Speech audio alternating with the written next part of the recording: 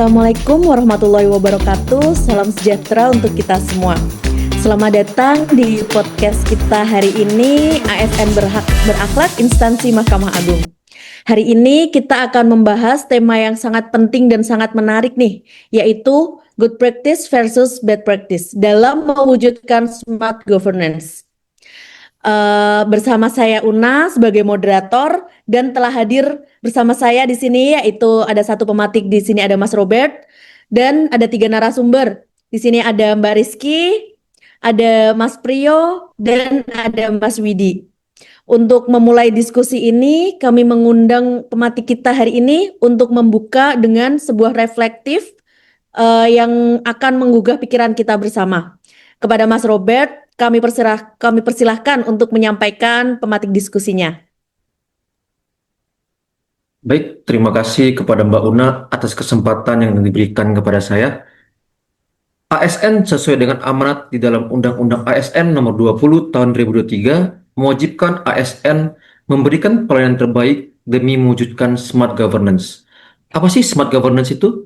Smart governance adalah tata kelola pemerintahan yang cerdas yang menggunakan teknologi informasi dan komunikasi untuk meningkatkan efisiensi, efektivitas, transparansi, dan responsivitas dalam pelayanan publik dan administrasi pemerintahan. Konsep ini lebih dari sekedar layanan daring, melibatkan keterlibatan masyarakat demi mewujudkan smart governance di reformasi birokrasi secara menyeluruh. Demi mewujudkan smart governance di instansi kita, terutama di instansi kebanggaan kita, yaitu Mahkamah Agung, maka kita perlu menganalisis terkait praktik-praktik yang sudah diterapkan di Mahkamah Agung. Nah, di sini sudah ada bersama kita anak muda, teman-teman dari Mahkamah Agung nih, yang akan memberikan pandangan dan perspektifnya terkait praktik smart governance di Mahkamah Agung. Halo, apa kabar Mas dan Mbak sekalian? Bagaimana kabarnya? Sehat? Halo Mas, sehat Mas. Alhamdulillah baik Mas. Alhamdulillah sehat semua. Nah, Mas dan Mbak nih, Mas kan dan Mbak sudah mengabdi dan berkarya di Mahkamah Agung nih. Menurut pengamatan Mas dan Mbak sekalian nih, apa sih contoh good practice yang sudah diterapkan di Mahkamah Agung? Kalau menurut saya terkait salah satu good practice di Mahkamah Agung, salah satunya yaitu pengembangan pelayanan berbasis satu pintu atau PSP, di mana sistem ini menyatukan seluruh proses pelayanan menjadi satu pintu sehingga masyarakat mendapatkan pelayanan cepat, kemudian transparan, dan juga bebas dari praktik tidak profesional. Lalu PPSP ini juga menjadi salah satu bukti komitmen Mahkamah Agung dalam reformasi birokrasi dan peningkatan integritas pelayanan publik. Kemudian Mas Rekor.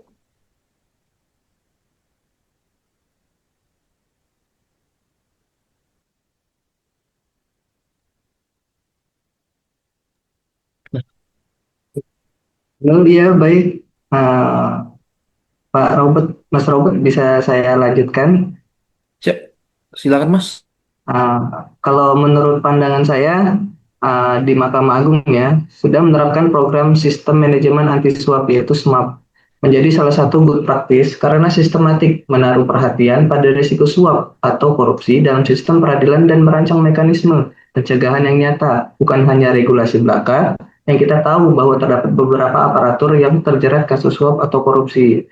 Berikut adalah langkah nyata yang dilakukan oleh Mahkamah Agung untuk memberantas atau mengurangi korupsi di Mahkamah Agung atau badan peradilan di bawahnya. Tujuannya meningkatkan integritas, memperkuat budaya kerja bersih, dan meningkatkan kepercayaan publik terhadap peradilan. Mungkin cukup dari saya, Mas. Selanjutnya, kalau menurut saya, salah satu good practice di Mahkamah Agung adalah Sistem Informasi Penelusuran Perkara atau SIPP, di mana SIPP merupakan aplikasi berbasis web untuk menelusuri status, jadwal, dan putusan perkara yang sedang berjalan atau sudah berjalan di pengadilan. Nah, dari 3 contoh good practice tadi, apa sih menurut Mas dan Mbak sekalian kunci keberhasilan sebuah instansi dapat disebut sebagai good practice? Dan bagaimana sih caranya memperluas atau menularkannya ke unit-unit yang lain? Mungkin bisa disilakan Mbak Rizky pendapatnya. Ya, baik Mas Noko. Kalau menurut saya, kuncinya ada pada komitmen pimpinan, kemudian konsistensi pelaksanaan, dan budaya pelayanan yang kuat. PTSD bisa berhasil karena ada keselarasan antara sistem yang terintegrasi, kemudian SDM yang kompeten, dan nilai integritas yang dijaga.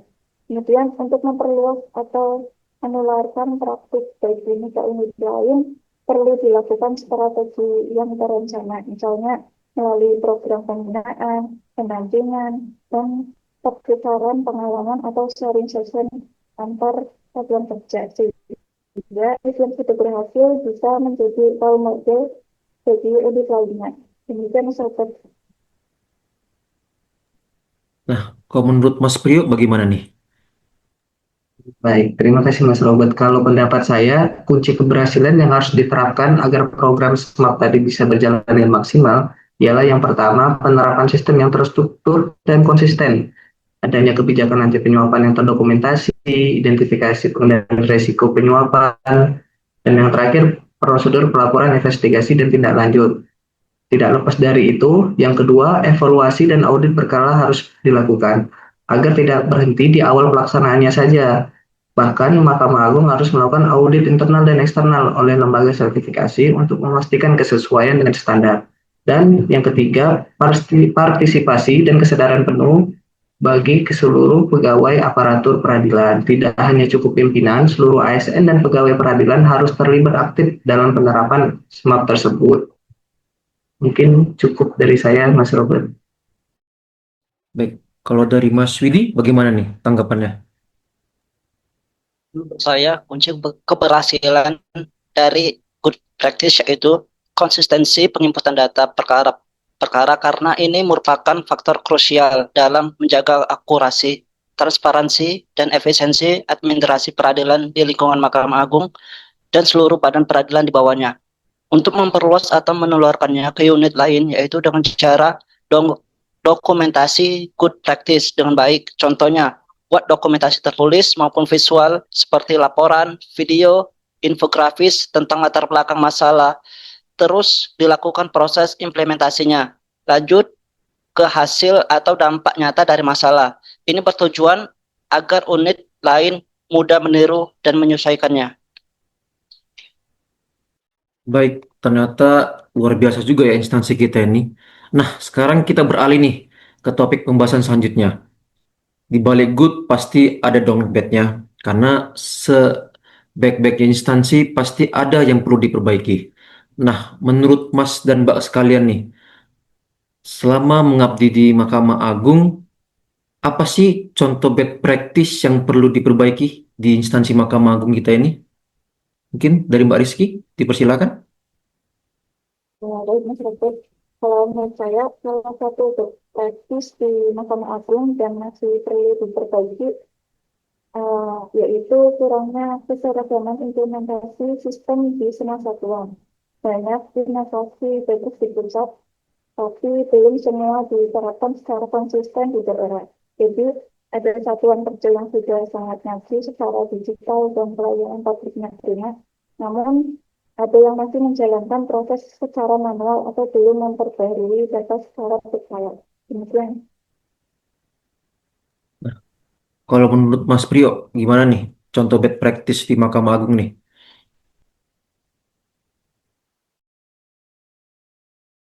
Baik, terima kasih Mas Robert. Kalau pendapat saya, contoh good practice yang ada di Mahkamah Agung saat ini ialah budaya kerja hierarkis dan kurang kolaboratif pada lingkungan peradilan.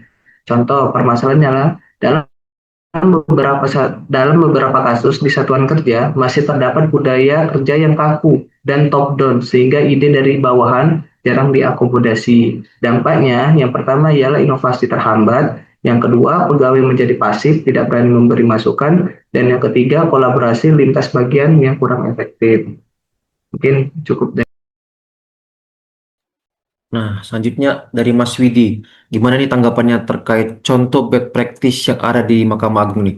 Silakan Mas. Ya, terima kasih. Menurut saya, salah satu bad practice di Mahkamah Agung dan masih perlu diperbaiki yaitu tidak tanggap atau lambat terhadap aduan masyarakat, di mana akan berdampak pada masyarakat enggan melapor dan ini akan muncul potensi pelanggaran makin besar. Terima kasih. Baik, nah dari contoh bad practice tadi nih yang dari paparkan, menurut Mas dan Mbak sekalian, apa sih penyebab kegagalan sebuah instansi itu dan bagaimana sih cara mencegahnya nih agar bad practice yang tadi itu nggak terulang lagi nih? Silakan, mungkin dari Mbak Rizky dulu. Lalu, kalau menurut pandangan saya, salah satu penyebab kegagalan instansi umumnya berawal dari kurangnya komitmen pimpinan, kemudian lemahnya pengawasan dan budaya evaluasi yang belum berjalan. Kemudian, untuk mencegah hal itu yaitu dengan memperkuat keteladanan, kemudian sistem monitoring yang konsisten dan menjadikan evaluasi sebagai budaya, bukan sekedar formalitas saja. Seperti itu. Baik, kemudian untuk Mas Priyo, tanggapannya boleh Mas? Baik, terima kasih Mas Robert.